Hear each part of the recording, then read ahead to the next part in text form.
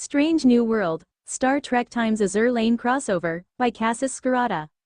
Chapter 2 Savior Part 1 Azur Lane. They are the ones who protect planet Earth from the invading force that are the Sirens. The Consen, living warships brought to life via the Wisdom Cube. Nobody knows where exactly it came from. All we know is that it is essentially the heart, or soul, of a Consen. Without it, they will die. Recently, tensions between the factions is at an all-time high with disputes between the ideological morality between reverse engineering Siren technology and integrating it, and using our own technology to defeat the Sirens.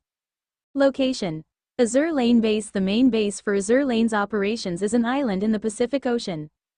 On this island, we can see the harbor where the Consen dock their ships as well as a town of sorts to accommodate their needs. Shopping centers, restaurants, entertainment, the whole shebang.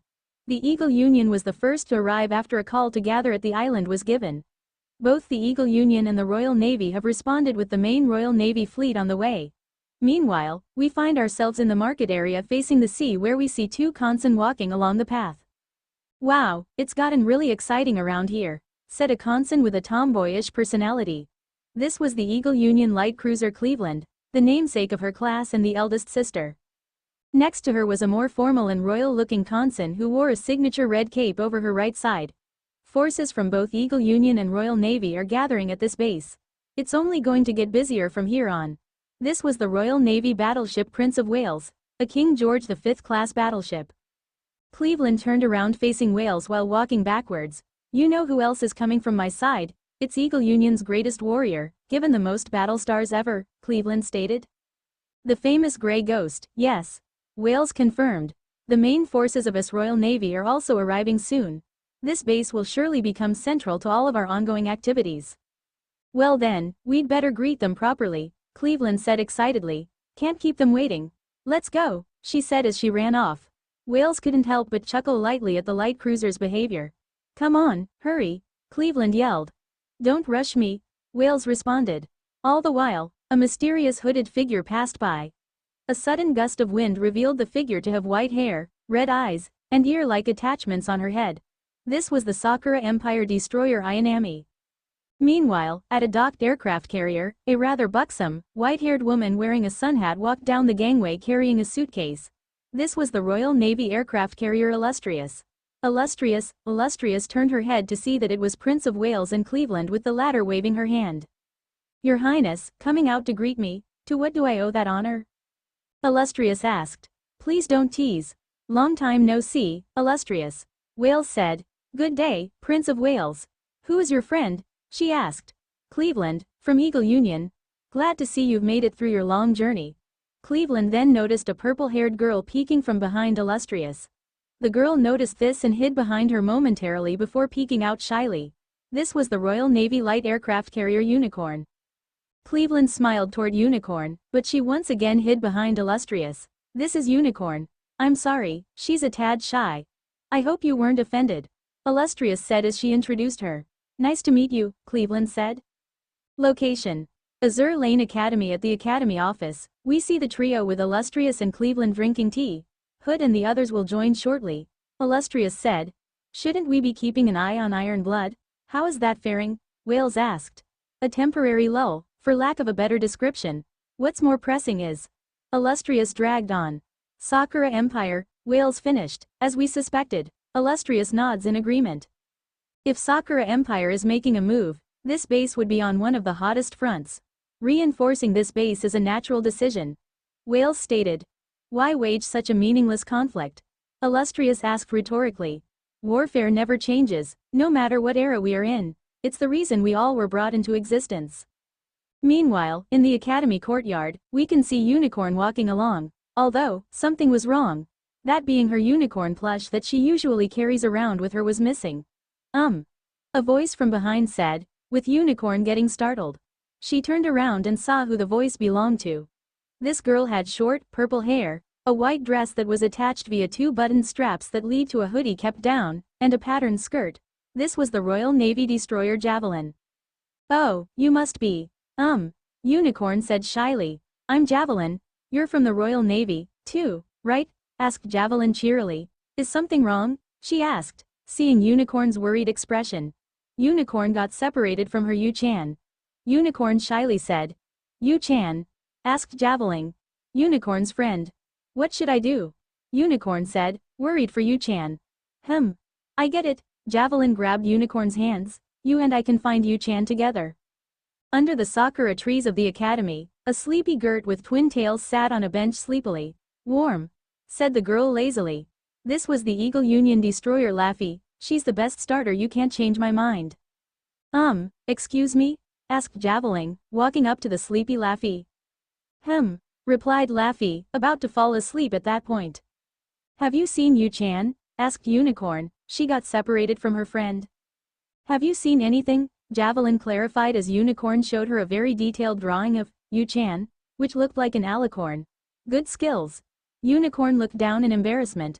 Look familiar? Javelin asked. Sleepy. Laffy proceeds to almost nod off to sleep. Oh, sorry to bother you, spring your rest. Javelin apologizes. Okay, on to the next. They both begin to walk away. You in trouble? Javelin and Unicorn look back to see Laffy wide awake. Laffy will help, too. The trio proceed to travel around the base asking around to see if anyone has seen Yu-chan.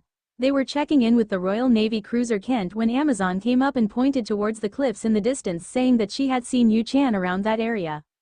We now see Yu-chan, which turns out to be the plush that Unicorn possesses, chasing a butterfly before rolling into Ayanami Y was standing near the edge of the cliff.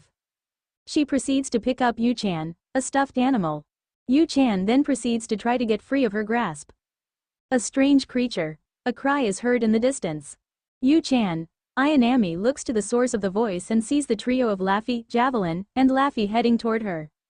There you are, Yu-chan, I'm so glad, Unicorn says, relieved to see her friend unharmed. Thank you, Ayanami averts her gaze. No, I didn't do anything to deserve thanks. Javelin looks over to the ocean. Whoa, I didn't know such a pretty place existed. Ayanami looks as well, and indeed it was quite the sight to behold. The wind feels nice. Nodding off. Laffy says sleepily. How did you find such a great spot? You must have skills. Javelin exclaims. Oh, thanks. The trio then introduce themselves. Thank you for finding our friend. Can I ask your name?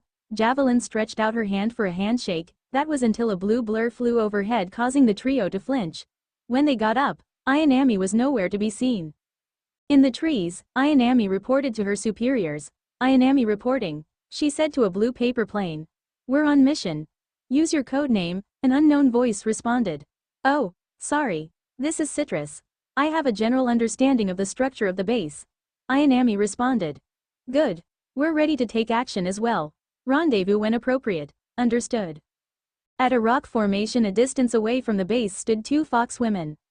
One had long, brown hair and fur and wore predominantly red clothing, while the other had short, white hair and fur and wore almost white clothing. These were the Sakura Empire aircraft carriers Akagi and Kaga. Phoenix, ready when you are. Kaga said. Kaga, what do you suppose is the fundamental nature of battle? Akagi asked. My dear sister Akagi, please use my code name. Akagi ignored this and continued.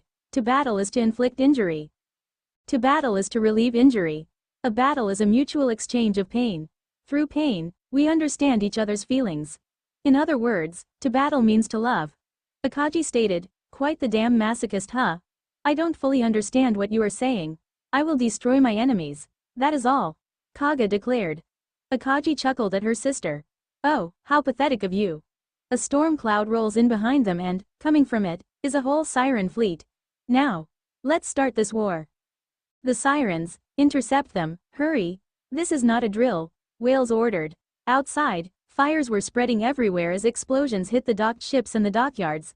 The Sirens, now, what terrible timing. Location. Underwater distance. A couple miles from Azur Lane base. Enterprise was sitting on her captain's chair. She had been observing the world she was now in for the betterment of about an hour or two by now. To say she was surprised that this world looked almost exactly like Earth back in the 1940s is an understatement. Additionally, she had detected new lifeforms besides humans on the planet, one of which she had encountered in orbit. The other lifeforms seemed to be mostly, if not all, comprised of humanoid women who seemed to have ship parts attached to them. New planet, new technology. It's to be suspected, she said to herself. She was about to call it a day when her comms went off detecting a comms signal. Find the appropriate frequency and clean up the audio, she ordered. The comms tuned themselves to the appropriate frequency and the audio was cleared. She heard a female voice over the comms and noted she had a British accent. This is Prince of Wales to any Azur Lane allies nearby, we are under attack by Siren forces. I repeat, we are under attack by Siren forces, requesting reinforcements. This caused Enterprise to think for a moment, Azur Lane? What was this, Azur Lane, that was spoken of? Apparently they were under attack by these Sirens, whatever they were. They sounded hostile and they were attacking a base. A question now lingered in her mind, should she interfere? It would be a direct violation of the Prime Directive if she interfered now. They weren't on the level of primitives but they didn't have FTL travel either. She thought about it for a bit. Kirk violated it once to save Spock, so why wouldn't I be able to violate it to save more people, she said. All I gotta do is not mention it in the logs and I get away free. She directed the ship to move at half impulse to reach the base faster. When she reached the base, the battle was already in full swing with explosions ringing out and black ships with red lights attacking. Wait a minute, is that a giant fox with runways attached to it? Why the hell is there an alicorn flying in the sky towards it? Okay, yep, this is definitely not where I'm from. Theory confirmed, she said. She then observed said alicorn get shot down and floating on the water was a little girl. The giant fox then proceeded to get closer to the girl. Why the hell is there a little girl fighting whatever the hell that thing is? Time to be the hero and save her then. She ordered her ship to move forward but then she faced a problem. Two of those black ships have broken off and approached her position. She ordered the ship to dive and it dipped its nose down to dive as depth charges were dropped around her, causing explosions that rocked the ship slightly. Alright buddy, you attacked me, so now I attack you. Red alert, lock phasers on those vessels. A couple minutes beforehand, a battle had been raging on the surface. The Azur Lane Conson had been fighting off Siren aircraft and ships as a bid to defend the base. That was, until, Akagi and Kaga revealed themselves to be the perpetrators behind the attack and Kaga summoned her giant fox. Unicorn moved in to attack but was shot down by one of the flaming enemy planes. Now, there she laid, being stared down by a giant fox and, presumably, about to be eaten. That was until the fox stopped and looked back towards the entrance to the bay. Kaga, dearest sister, what is wrong? Akagi asked. Our destroyers have detected an underwater contact and have sent ships to deal with them. Kaga answered. I don't see the problem then, it was probably just a submarine that came to the wrong place at the wrong time. Just then, two Siren ships in the distance exploded mysteriously, with the ships surrounding them also exploded as well. Suddenly, Kaga's radar pinged showing the underwater contact getting closer to their position. It's getting closer. 300 meters, 250, 200, 150, 150. It's right beneath us. Unicorn couldn't help but look down underneath her and her eyes widened at what she saw. What passed underneath was definitely not a submarine for it was too big to be of such a clarification. She swore she saw two glowing points as it passed underneath before it passed by. The contact then stopped a distance behind Unicorn if Kaga's slightly panicked shouting was to be heard correctly. The contact then started turning in place until what is assumed to be its front faced toward the giant fox that stood before Unicorn. It's surfacing, cried Kaga. What surfaced from the water couldn't be described in words by anyone present during that moment. From the water rose what seemed to be two elongated, white objects that, at the front, seemed to show a mechanism of sorts that spun and glowed blue. If one were to look at one of them, they would read an encryption with a designation reading, NCC 1701. These elongated objects only breached halfway out of the water before what looked to be a saucer breached the water in front of these objects. A neck then emerged seemingly connecting the saucer to something as well as the while elongated objects having the same type of connecting structure. Finally, the body of the ship emerged. Both the neck and the connecting mechanisms joined at this body. At the front of the body sat a giant dish-like structure that glowed a bright blue. The ship itself made a hollow whining sound as it emerged from the water and then proceeded to hover without any sort of visible propulsion over the water. The battlefield was silent at the sudden appearance of this alien-looking vessel. It definitely wasn't Siren because it didn't share any traits of a Siren ship. A secret Azur Lane project perhaps? Thought the opposing Conson. But there was no way that something this advanced could exist. The Azur Lane Conson were equally as silent. There were some gasps of amazement here and there along with the fearful cries of Norfolk in the distance with her being comforted.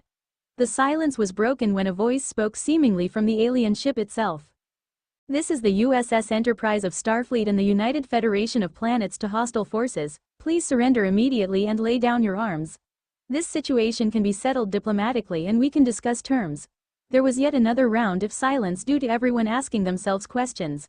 Particularly the Eagle Union Conson. Enterprise? This ship calls herself Enterprise? There's no way, right? Meanwhile, Kaga was silently filled with rage. This ship that came from nowhere demanding that they surrender? It was unbelievable in her eyes. She commanded the giant Fox to launch aircraft at the mysterious ship, showing that she indeed didn't want to solve the situation diplomatically. Enterprise detected the aircraft and sighed, "At least I tried being nice." Lock phasers and open fire. The phaser batteries opened fire and hundreds of phasers rounds were fired at the planes, shooting them down at an unbelievable rate. She was about to fire her photon torpedoes when explosions hit the Fox. She detected more planes and they were identified by her computer as SBD Dauntless dive bombers. Her eyes widened, realizing, wait, ancient propeller craft, and these are old SBD Dauntless, which means. In the distance, there was a Yorktown-class aircraft carrier. Painted on the deck were the letters, N, and on the bow end of the flight deck stood a woman with long, white hair, amethyst eyes, and an admiral coat and cap as more dive bombers took off. Enterprise, engage.